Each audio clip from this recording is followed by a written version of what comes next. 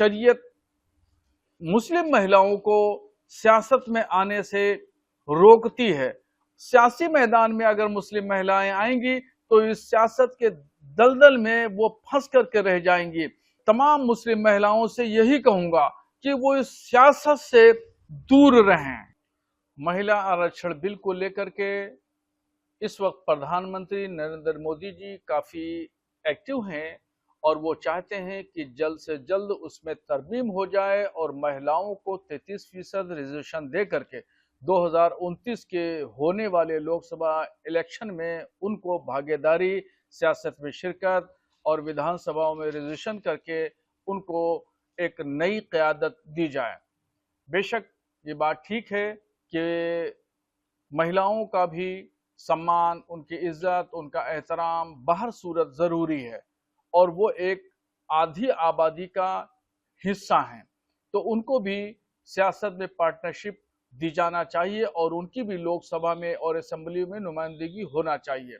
मगर मुझसे बहुत सारे लोगों ने सियासी नुक्ते नज़र के साथ साथ में जो इस्लामी नज़रिया है उसके बारे में भी पूछा है, तो मैं उस सिलसिले में बताऊं कि मुस्लिम महिलाएं इस ख़वातीन रिजर्वेशन बिल से जो फ़ायदा उनको मिलेगा तो वो मिलेगा ही, मगर इस्लाम और शरीयत मुस्लिम महिलाओं को सियासत में आने से रोकती है और शरीयत ये कहती है कि सियासत जो है वो एक आज के दौर में एक मकर जाल है और सियासत में आने के बाद में वो एक दलदल की तरह फंस जाने वाली स्थिति पैदा हो जाती है। तो महिलाओं का सम्मान, उनका इज्जत, उनके एहतराम और उनकी जो जीनत है वो घर में है, वो सियासी मैदान में नहीं। चूंकि सियासी मैदान में अगर मुस्लिम महिलाएं आएंगी तो इस सियासत के दलदल में वो फंस करके रह जाएंगी। न वहाँ उनकी इज्जत होगी, न वहाँ उनको सम्मान मिलेगा, न वहाँ पे उनको उनका जो हुर्मत है वो बरकरार रहेगा। इसलिए मैं शरई नुक्ते नज़र से तमाम मुस्लिम महिलाओं से यही कहूँगा कि वो इस सियासत से दूर रहें।